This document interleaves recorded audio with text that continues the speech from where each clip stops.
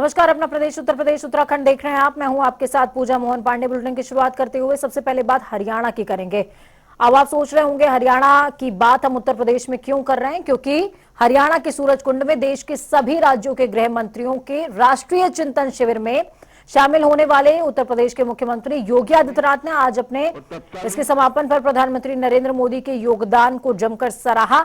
साथ में सीएम योगी आदित्यनाथ ने लगातार ट्वीट से देश और प्रदेश की कानून व्यवस्था को सुधारने में पीएम नरेंद्र मोदी के मार्गदर्शन का उल्लेख किया है। मुख्यमंत्री योगी आदित्यनाथ ने कहा कि हरियाणा के सूरजकुंड में देश के सभी राज्यों के गृह मंत्रियों के चिंतन शिविर को बेहद उपयोगी करार दिया। उन्होंने कहा कि हरियाणा के सूरजकुंड में आयोजित 2 दिवसीय चिंतन शिविर शुक्रवार को समापन सत्र के दौरान प्रधानमंत्री मोदी का अमूल्य मार्गदर्शन वर्चुअली माध्यम से हमें प्राप्त हुआ, जिससे कि हम सभी को आगे मजबूती से काम करने की प्रेरणा मिली है।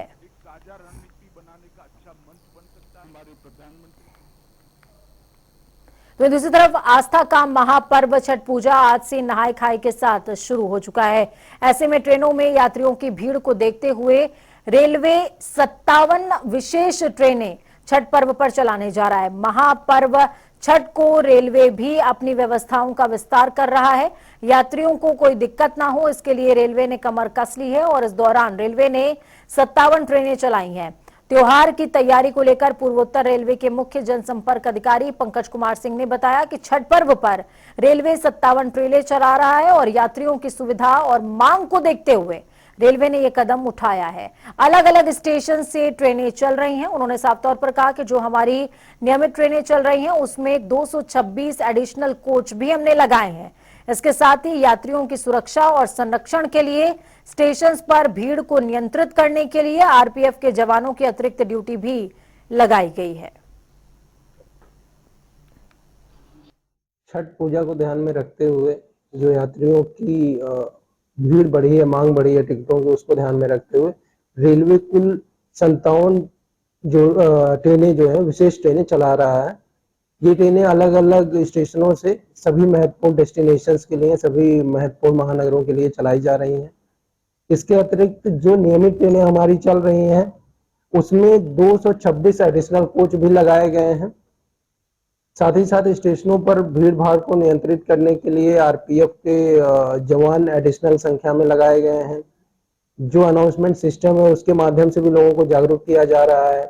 जो महिला यात्री हैं उनकी सुरक्षा के लिए मेरी सहेली के अंतर्गत अलग अलग टीमें गठित की गई हैं, जो जहां भीड़ भाड़ वाले स्टेशन हैं या जो ट्रेनों में स्पॉट भी कर रही हैं, जाके महिलाओं को जागरूक भी कर रही हैं। साथ ही साथ जैसे एनईआर की बात करें तो छपरा रेलवे स्टेशन, वहाँ ज्यादा भीड़ होती है, गोरखपुर रेलवे स्टेशन है, तो ऐसे स्टेशनों के लिए हम लोगों ने एडिशनल काउंटर्स या जो भी एडिशनल व्यवस्था है भीड़ को ध्यान में रखते हुए उसको खोले जाने हेतु निर्देश जारी किए हैं, जिससे कि समय समय पर जो है भीड़ को ध्यान में रखते हुए लोग उनकी मदद कर सकें। सभी यात्रियों से लगातार अपील भी की जा रही है कि जब एक प्लेटफॉर्म से दूसरे प्लेटफॉर्म पे जाएं, ऐसी स्थिति में एफओबी का प्रयोग करें। आस्था का महापर्व छठ पूरे देश में हर्षोल्लास के साथ मनाया जाता है। आपको बता दें, लोग जो कमाने बाहर जाते हैं वापस अपने घरों को इस त्योहार में खास तौर से बिहार और यूपी के लोग जरूर वापस आते हैं। इसको लेकर ट्रेनों में काफी दिक्कतों का सामना करना पड़ता है, जिसको लेकर एनईआर ने एक बड़ी पहल की है। 57 ट्रेनें चलाने की पूरी व्यवस्था की है। साथ ही यात्रियों की सुविधाओं के लिए आरपीएफ लगाया है और कोच भी बढ़ाया है। लगभग 226 कोच अतिरिक्त बढ़ाए गए हैं। साथ ही टिकट के लिए विशेष काउंटर की भी व्यवस्था की गई है। आपको बता दें, यात्रियों की सुविधा के लिए मेरी सहेली यानी कि महिलाएं जो सुरक्षित हो उसके लिए मेरी सहेली करके टीम गठित की गई है, जो ट्रेनों में महिला पुलिस जाएंगी और लोगों की जो है जागरूक करेंगी। कहीं कोई दिक्कत ना हो उसको लेकर पूरा ख्याल रखा जाएगा। आपको बता दें, एनईआर की यह पहल खास तौर से उन यात्रियों के लिए है जो छठ का त्योहार मनाने अपने घरों को वापस आ रहे हैं। तो कहीं ना कहीं जो एनईआर की ये व्यवस्था है वो सराहनीय है और खास तौर से उन लोगों के लिए जो छठ मैया का त्यौहार अपने घरों पर आकर मनाने जा रहे हैं। सुभाष गुप्ता, जनता टीवी, गोरखपुर। तो बड़ी खबर है, हम जानकारी आपको राजधानी लखनऊ से दे रहे हैं। बड़ी खबर सामने आ रही है, उपचुनाव से संबंधित बड़ी खबर है। उपचुनाव के लिए चुनावी मैदान में उतरने वाले योगी आदित्यनाथ प्रचार करेंगे। 31 अक्टूबर को गोला में सीएम योगी आदित्यनाथ पहुंचने वाले हैं। छोटी काशी से हुंकार भरेंगे योगी। अमन गिरी भाजपा के प्रत्याशी हैं। उपचुनाव 3 नवंबर को होना है। ऐसे में भाजपा और सपा के बीच में सीधी टक्कर देखने को मिल रही है। आपको बता दें, अमन गिरी के पिता, उनका निधन हो गया था। उसके बाद भाजपा ने अमन गिरी को ही प्रत्याशी बनाया है इस सीट से और योगी आदित्यनाथ लखीमपुर खीरी की गोला गोकर्णनाथ सीट पर चुनाव प्रचार करते हुए नजर आएंगे 31 अक्टूबर को। लखीमपुर खीरी में उपचुनाव के मद्देनजर एसएसबी और पुलिस ने फ्लैग मार्च निकाला। इस दौरान शांतिपूर्वक ढंग से चुनाव कराए जाने को लेकर पुलिस और एसएसबी के जवान मार्च करते हुए अधिकारियों ने लोगों से बातचीत करी और बिना किसी डर के मतदान करने के लिए कहा है। साथ ही उपचुनाव के दौरान असामाजिक तत्वों पर भी पुलिस की पैनी नजर बनी रहेगी।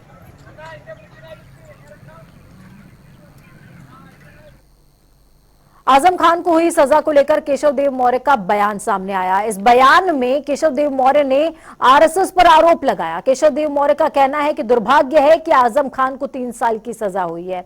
उनकी विधानसभा की सदस्यता पर भी खतरा मंडरा रहा है। बाबा साहेब की ओर से इस देश के एक संविधान की रचना की गई थी। संविधान इस देश को दिया गया था, लेकिन संविधान को तोड़ मरोड़ कर 2 कानून बना दिए गए। आरएसएस के इशारों पर काम करने वालों के बयान से दंगा हो जाए, मॉब लिंचिंग हो जाए, लोगों की हत्या हो जाए, लेकिन उसके बाद भी पुलिस ऐसा काम करती है जिससे उनकी सजा ना हो। इस देश में बाबा साहेब के बनाए गए कानून की धज्जियां आरएसएस के इशारे पर उड़ाई जा रही हैं। में दंगा हुआ, उसमें हेट स्पीच के मामले में भाजपा के एक नेता को सजा हुई, लेकिन मात्र 150 रुपए की सजा। ये अर्थदंड केवल न्यायपालिका ने लगाया। हमारा संविधान इजाजत नहीं देता कि हम न्यायपालिका पर उंगली उठाएं, लेकिन न्यायपालिका में पुलिस की अहम पैरवी होती है, पुलिस का रिपोर्ट होती है, पुलिस की कहानी और थ्योरी मानी जाती है, साक्ष्य माने जाते हैं। तो साक्ष्य उत्तर प्रदेश की सरकार और केंद्र की सरकार अपने विरोधियों के हिसाब से गढ़ती है। जब घटना हुई थी, एक भाजपा के नेता बलात्कार के आरोप में उनके ऊपर आरोप लगा, तो आरोपी को दंड देने, जबकि आरोपी का वीडियो था मसाज कराते हुए, उनको न सजा देकर, उनके खिलाफ कोई कार्रवाई न करके उन्हें बल्कि पीड़िता को जेल भेज दिया गया और उन्हें थोड़े दिन बाद बाइज्जत बरी कर दिया गया। तो वहीं दूसरी तरफ उत्तर प्रदेश की योगी सरकार में काबीना मंत्री गुलाब देवी ने प्रधानमंत्री को भगवान का अवतार बताया था। उन्होंने कहा कि पीएम मोदी स्वयं भगवान के प्रतिनिधि हैं, उनका मुकाबला कोई नहीं कर सकता। वो चाहें तो जीवन भर पीएम बने रह सकते हैं। गुलाब देवी का कहना कि भगवान ने उनको अपने प्रतिनिधि के स्वरूप में धरती पर भेजा, उनके मुकाबले कोई नहीं। ये बयान गुलाब देवी ने दिया और बीते बुधवार को चंदौसी में दिया था। इसके बाद से ही राजनीतिक हलकों में हलचल तेज है और अब इसको लेकर समाजवादी पार्टी के सांसद शफीकुर रहमान बर्क ने प्रदेश के शिक्षा मंत्री पर निशाना साधा। संभल से सपा सांसद बर्क ने गुलाब देवी के इस बयान पर कहा, अगर शिक्षा मंत्री के मुताबिक पीएम मोदी अवतार हैं तो राजनीति में कर क्या रहे हैं, देश की राजनीति में उनका काम क्या है। बर्क ने कहा, पीएम मोदी को तो इस्तीफा दे देना चाहिए और फिर लोगों को उनकी पूजा पाठ करनी चाहिए। तो वहीं समाजवादी पार्टी के सांसद ने गुलाब देवी पर आरोप लगाते हुए करारा हमला बोला। उन्होंने कहा, गुलाब देवी अपना रुतबा और कद बढ़ाने के लिए चमचागिरी कर रही हैं। देखिए, गवर्नमेंट में सियासी मैदान है। इस सियासी मैदान में जो जिसको भी अवतार मानता हो, तो बहरहाल उनका यहाँ क्या काम है। अगर वो अवतार हैं उनके नज़दीक, तो उन्हें अपने साथ, उन्हें इससे इस्तीफा देकर और मतलब ये फिर उनकी पूजा पाठ करने लगे। आप किस तरह से देखते हैं गुलाब देवी के बयान को, उन्होंने क्यों दिया है? देखिए, अब ये तो उन्होंने अपना रुतबा बढ़ाने के लिए और मतलब ये अपना कद बढ़ाने के लिए उसमें ये बात चमचागिरी की बात कर रही है। यूपी में मदरसे सर्वे का काम लगभग पूरा कर लिया गया। इस दौरान यूपी के 75 जिलों में चल रहे मदरसों की मौजूदा स्थिति की जांच की गई। 7500 यानी कि 7500 गैर मान्यता प्राप्त मदरसे पाए गए। मदरसे सर्वे को लेकर सियासत भी गर्मा गई है। दानिश आजाद अंसारी ने जनता टीवी से खास बातचीत की। उनका साफ तौर पर कहना कि हम लगातार मदरसों का आधुनिकीकरण कर रहे हैं, जो पिछली सरकारों में नहीं हुआ। ओवैसी के छोटे एनआरसी पर उन्होंने कहा कि हम समाज को बगैर भेदभाव के शिक्षा दे रहे हैं। सुनिए जनता टीवी से इस दौरान उनकी क्या खास बातचीत हुई। सर्वे का काम पूरा हो चुका है। 15 नवंबर का वो वक्त तय किया गया है जब शासन को रिपोर्ट सौंपा जाएगा। लेकिन मदरसे सर्वे को लेकर सियासत भी गर्मा गई है। मायावती का कहना है जब गैर मान्यता प्राप्त मदरसों में सरकार का कोई सहयोग नहीं है तो फिर उसमें दखल क्यों। इस पर खास बातचीत करने के लिए दानिश आजाद अंसारी जी, जो कि अल्पसंख्यक कल्याण मंत्री हैं, उनसे ही बातचीत करेंगे। दानिश जी, मदरसों के सर्वे का जो काम चल रहा था, महीने से ऊपर हो गए, काम तो पूरा हो गया, लेकिन जो 7500 मदरसे गैर मान्यता प्राप्त मिले हैं, अब लगातार इस पे सवाल उठ रहे हैं, उसको लेकर एक्शन क्या लिया जाएगा? देखिए, अभी जिलों से शासन स्तर पे रिपोर्ट आनी बाकी है, तभी हम किसी आंकड़े पे पहुंच पाएंगे। मदरसा सर्वे जो है, मदरसा के शिक्षा को और बेहतर करने के लिए हमारे जो नौजवान, मुस्लिम नौजवान उन मदरसों में पढ़ रहे हैं, उनको बेसिक फैसिलिटीज़ कैसी मिल रही है, चीज़ें देखने के लिए और अच्छी क्वालिटी ऑफ एजुकेशन हम मदरसों में डिलीवर करें, इन तमाम चीज़ों के लिए ये मदरसा का सर्वे कराया गया था। और पूरे प्रदेश भर से आम मुसलमानों ने इसको सराहा, इसमें सहयोग दिया और आज सारे मुस्लिम समाज की यही प्राथमिकता है कि हमारे मुस्लिम नौजवान अच्छी शिक्षा लेके समाज में आगे बढ़ें, तरक्की की तरफ आगे बढ़ें, शिक्षित हों, सशक्त हों और वो हमारे देश का नेतृत्व करें। इसी प्राथमिकता के साथ इस सर्वे किया गया। सर्वे रिपोर्ट आने के बाद निश्चित तौर पे हम जो हमारे नौजवान छात्र हैं जो उन मदरसों में पढ़ रहे हैं, उनकी बेहतरी के लिए काम करेंगे। पूर्व मुख्यमंत्री मायावती जी का कहना है कि जो मदरसे गैर मान्यता प्राप्त मिले हैं, अगर उसमें सरकार का कोई सहयोग नहीं तो आप दखल उसमें क्यों दे रहे? क्योंकि हमारी भी सरकार रही है, हमने 100 मदरसों को जो कि मान्यता प्राप्त नहीं थे उसको हमने यूपी बोर्ड में शामिल किया, तो क्यों नहीं सरकार भी उसको शामिल कर रही है? देखिए, 2017 के बाद जब से उत्तर प्रदेश में योगी सरकार आई है, लगातार मदरसे की शिक्षा को बेहतर बनाने का काम ये योगी सरकार ने किया। जितने भी विपक्ष के नेता हैं जो इस तरह का बयान दे रहे हैं, अगर आप तुलना करेंगे उनके समय का और योगी सरकार के समय का, तो आप देखेंगे कि विपक्ष के जब समय था तो मदरसा की शिक्षा की व्यवस्था बहुत ही खराब थी, लचर थी और मदरसा शिक्षा को सशक्त बनाने का काम, वहाँ पे गुणवत्तापूर्वक शिक्षा हो, इन चीज़ों को सुनिश्चित करने का काम ये योगी सरकार ने किया। आज मुस्लिम का बच्चा भी शिक्षित होकर समाज में आगे बढ़ रहा है, सशक्त हो रहा है, अच्छी शिक्षा लेके वो उसका क्वालिटी ऑफ एजुकेशन इंप्रूव हो रहा है, उसका पर्सनालिटी डेवलपमेंट हो रहा है, उसका ग्रोथ हो रहा है। ये चीज़ें योगी सरकार ने की हैं और सर्वे के माध्यम से ये आंकड़े जुटाकर भविष्य में सरकार कोई योजना बनाती है, कोई पॉलिसी बनाती है, तो उस पॉलिसी का, उस योजना का ग्राउंड लेवल पे ज़्यादा से ज़्यादा लोगों तक पहुंच हो, ज़्यादा से ज़्यादा लोग उससे बेनिफिट ले सकें। इन तमाम बिंदुओं के लिए ये सर्वे हुआ। इस सर्वे के माध्यम से सकारात्मक भाव से जो सर्वे किया गया, इसमें भविष्य में पॉजिटिव रिजल्ट दिखेगा। हमारे नौजवान, उनको अच्छी शिक्षा मिले, ये हम और बेहतर तरीके से सुनिश्चित कर पाएंगे। दानिश जी, आपने कहा कि हम बेहतर शिक्षा की बात कर रहे हैं। 523 ऐसे मदरसे हैं जो अनुदानित हैं, जो सरकार उसका पूरा देखभाल करती है, लेकिन आपने कहा आधुनिकीकरण की बात कर रहे हैं। एनसीईआरटी की बुक अब तक उन स्कूलों में नहीं पहुंचा है जो मदरसे हैं। आपको नहीं लगता कि जो मदरसे पहले से चल रहे हैं, जिसको सरकार के नियंत्रण में है, उनमें ही किताबें नहीं पहुंच रही हैं? देखिए, किताबें पहुंच चुकी हैं। मैं आप सबको बता दूं कि बेसिक शिक्षा और उच्च शिक्षा विभाग की तरह डायरेक्ट डीबीटी के माध्यम से जो मदरसे में पढ़ रहे बच्चे हैं, उनके खातों में डायरेक्ट किताबों के पैसे ट्रांसफ़र हो चुके हैं। अभी हम लोग कुछ हफ्ते पहले हम और हमारे कैबिनेट मंत्री धर्मपाल जी ने डीबीटी के माध्यम से उनके खातों में पैसा पहुंचाने का काम किया। लगातार मदरसा शिक्षा को हम उच्च स्तर पे ले जा रहे हैं। उसको बेसिक शिक्षा विभाग, माध्यमिक शिक्षा विभाग जिस तरीके से अपने बच्चों को फैसिलिटी देता है, उसी तरीके की फैसिलिटी अब मदरसा के शिक्षा के बच्चों को भी मिल रही है।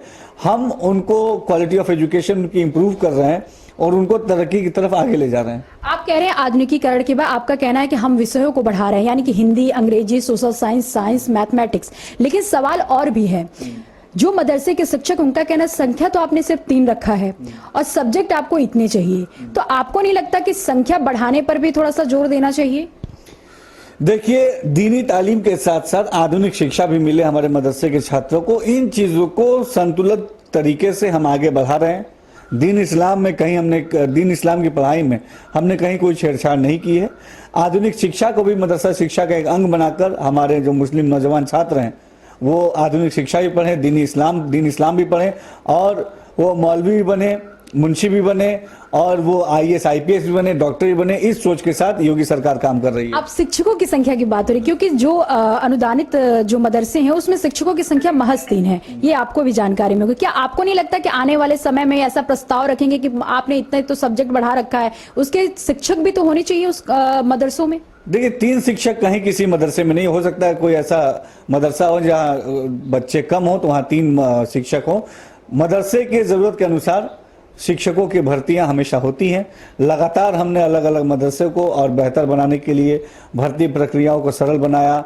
वहाँ पे लगातार अलग अलग जिलों से रिक्वायरमेंट्स मदरसों से आती हैं भर्ती की, उसको सरकार अप्रूव करती है। लगातार हम अपने मदरसा शिक्षा को बेहतर बनाना, क्वालिटी ऑफ एजुकेशन देना, टीचरों को ट्रेन करके उनको अच्छी शिक्षा हमारे बच्चों को दें, इन तमाम चीज़ों को योगी सरकार सुनिश्चित कर रही है। एक सवाल और भी है, आप पे लगातार ये आरोप लग रहा है कि 1995 को वो दौर था जब मदरसों को लेकर आधुनिकीकरण का एक प्रस्ताव लाया गया और आधुनिकीकरण उस समय प्रारंभ किया गया, लेकिन अभी भी हालात, तमाम मदरसे हैं, आप भी दौरा लगातार करते हैं, उनके हालात को देखिए जस के तस दिखाई देते हैं। मदरसों में अगर आप जाके देखेंगे तो मदरसों के हालात आज बेहतर हुए हैं तो योगी सरकार में हुए हैं। मदरसा शिक्षा अगर इम्प्रूव हुई है तो योगी सरकार में हुई है। मदरसा शिक्षा में NCERT कोर्स अगर इंट्रोड्यूस हुआ है तो योगी सरकार ने किया है। मदरसों में NCC NSS लागू किया है तो योगी सरकार ने किया है। हर चीज जो मदरसों को बेहतर बनाए उस दिशा में योगी सरकार ने कदम उठाए हैं और हमारे ही प्रयास का नतीजा है कि आज मदरसों से भी मुस्लिम बच्चे शिक्षित होकर समाज का नेतृत्व कर रहे हैं। एक आखिरी सवाल है, आप लगातार कह रहे हैं बेहतर शिक्षा कर रहे हैं, लेकिन ओवैसी का लगातार हमलावर है, उनका कहना है कि मुसलमानों को कहीं ना कहीं जो यूपी की सरकार है वो शक की निगाह से देख रही है और परेशान किया जा रहा है, और कहीं ना कहीं ये जो मदरसे का सर्वे है वो छोटा NRC है। देखिए, ओवैसी जी राजनीतिक चश्मों से इन चीज़ों को देख रहे हैं तो उनको विकास नहीं दिखेगा। आम मुस्लिम परिवार के लोगों से पूछिए कि वो संतुष्ट हैं कि नहीं, और अब जवाब आपको हाँ मिलेगा। मदरसों में आम मुस्लिम परिवार का नौजवान जाता है, वो नौजवान जो आम परिवारों से है, उस परिवार को सशक्त बनाने का काम योगी सरकार कर रही है और हमारा छात्र वो कल का भविष्य है और हम भविष्य संवारने का काम कर रहे हैं। बहुत बहुत धन्यवाद। तो ये थे अल्पसंख्यक कल्याण राज्य मंत्री दानिश आजाद अंसारी। इनका साफ तौर पे कहना है कि देखिए, मदरसों को सुदृढ़ बनाना हमारी प्राथमिकता है और हमने तो जब सरकार में शपथ लिया था तभी इसका मुद्दा हमने उठाया था और लगातार उस पर हम काम कर रहे हैं। लगातार जिलों में दौरा कर रहे हैं। तमाम मदरसे हैं जिसको जो अनुदानित चल रहे हैं उनकी भी हम सुदृढ़ता का ख्याल रख रहे हैं। और जहां तक सियासत की बात हो रही है तो जो राजनीति के चश्मे से देखते हैं वो कभी समाज का भला नहीं कर सकते हैं। कैमरा रियाज के साथ मैं जयसिंह, जनता TV, लखनऊ।